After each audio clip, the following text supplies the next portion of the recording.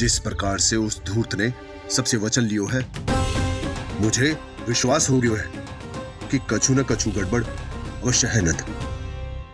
अब तो प्रभु नारायण ही जाने क्या होगा।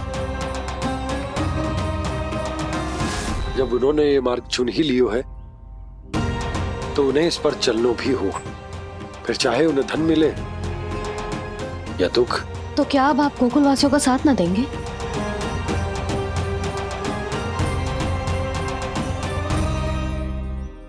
हे देवकी, यदि भक्ति का स्थान लोभ ले ले तो क्या करेंगे श्री नारायण? उत्तर दे प्रिय बहना, उत्तर दे। वो आपकी तरह नहीं है भैया। पथरीले मार्ग पर यदि कोई भक्त फिसल कर गिर जाए तो भी नारायण उससे मुंह नहीं मोड़ते हैं। वो सदैव अपने भक्तों के साथ खड़े होते हैं। वो स्वयं झुककर उसे उठाते हैं, फिर से पथरीले मार्ग पर चलने के योग्य बनाते हैं। यशोदा, संतान यदि भूल करे तो क्या उसकी मैया उसका साथ छोड़ देती? जब भक्त भूल करते है तो क्या नारायण उसका साथ छोड़ देते? तो फिर मैं भी अपनी प्रजा का साथ ना छोड़ सकता। ये मेरा दायित्व है। मुझसे जो संभव होगा मैं उनके लिए वो सब करूंगा।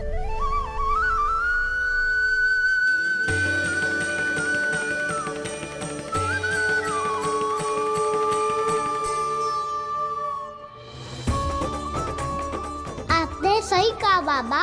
जब कोई भक्त भूल करे तो भी भगवान उनका साथ नहीं छोड़ सकते। मैं उन्हें सही मार्ग दिखाने का प्रयास करता रहूंगा।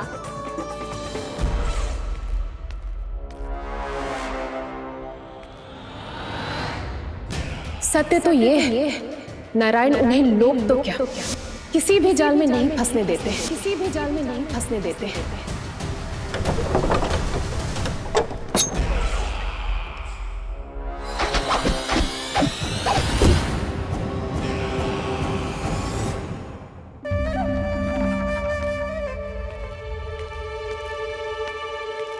काल मेरे निकट से चला गया महाराज, नहीं तो ये तन मेरे ही प्राणों को आज झटक देता। तो अगली बार काल को मैं आदेश दूंगा ऐसी भूल ना करे।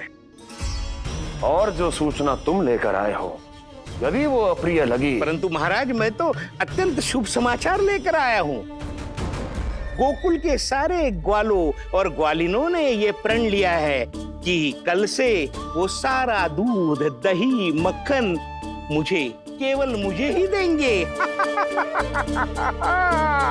अर्थात जिस दिन की मुझे प्रतीक्षा थी वो शुभ दिन कल आएगा। कल से आरंभ होंगे गोकुल के दुर्दिन और बहुत शीघ्र वो विष्णु अवतार मेरे चरणों पे पड़ा गिड़गिड़ाएगा। अपनी असही स्थिति पर आंसू बहाता हुआ अपने जीवन की भिक्षा मांगेगा। सब झटक लूंगा।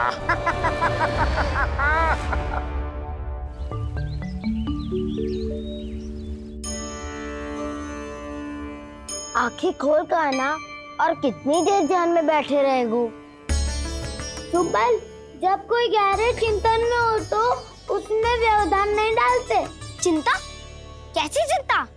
बलराम मुझे बता, जाने कितने जनों की चिंता दूर कर चुका हूँ मैं। बड़े बड़े साधु महात्मा मेरे पास ही तो आते हैं सहायता लेने। बाद में बोलना बड़ बोले, अभी काना को चिंता कर दे। चिंता ना श्रीदामा, चिंतन।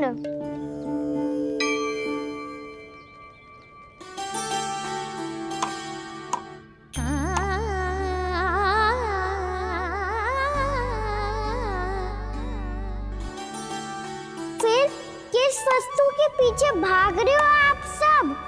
तब तो है आपके पास सुख, स्वास्थ्य, समृद्धि, फिर संतुष्टि क्यों ना है?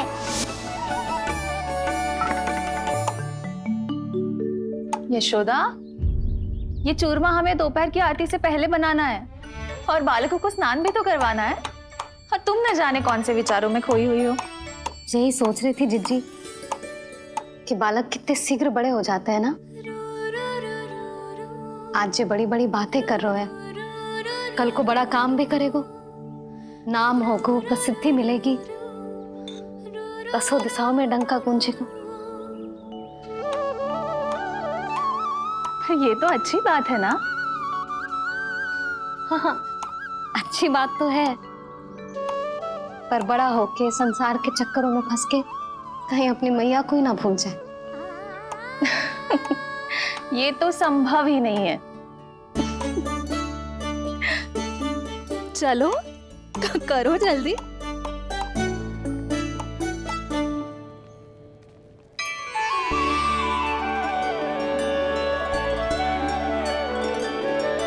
बड़ा लंबा चिंतन था तेरा।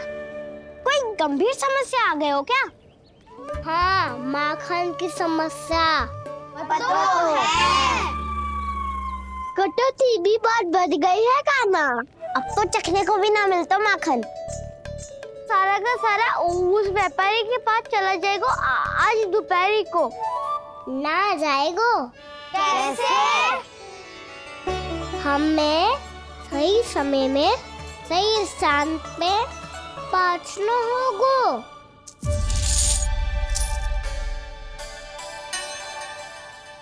10 सिक्के दियो है उसने।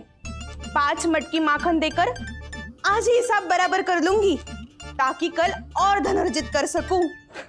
जशोदा भाभी, नंद भैया, यहाँ तक कि कान्हा ने भी हमें मना किया था, लेकिन फिर भी परमानंद जी के साथ व्यापार करके कछु अनुचित तो ना कर दिया ना हमने?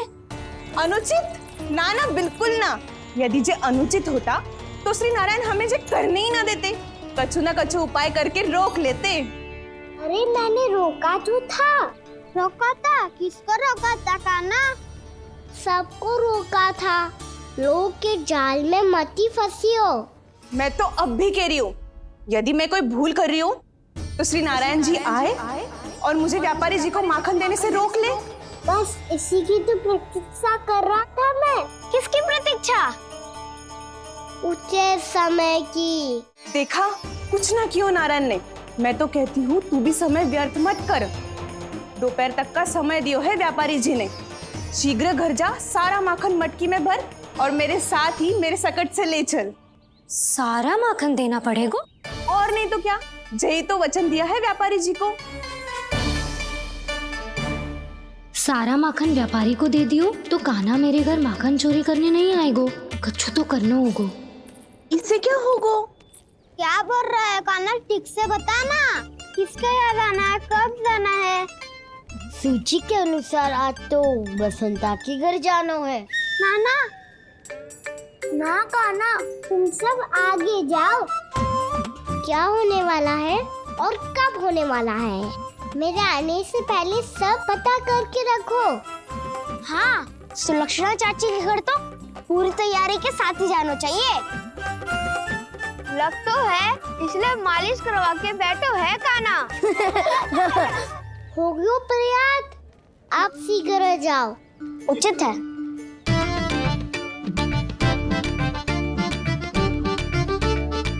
तुम सच में सुलक्षणा चाची के घर माखन चोरी करने जा रहे हो? कभी प्रेम से, कभी क्रोध से, पूरे दिन मेरा ही नाम जपती है वो। जो इतना स्मरण करे उसके घर तो जाना ही चाहिए ना दाऊ। मुझे पता है कान्हा, एक और माखन चोरी के लिए बहाना बना रहे हो तुम। एक के लिए नहीं दाऊ, 2 माखन चोरी के लिए। दूसरी किसके यहाँ?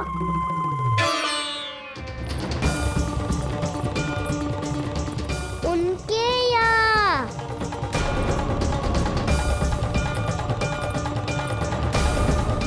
वो तो पहले से ही क्रोध में आ रही है।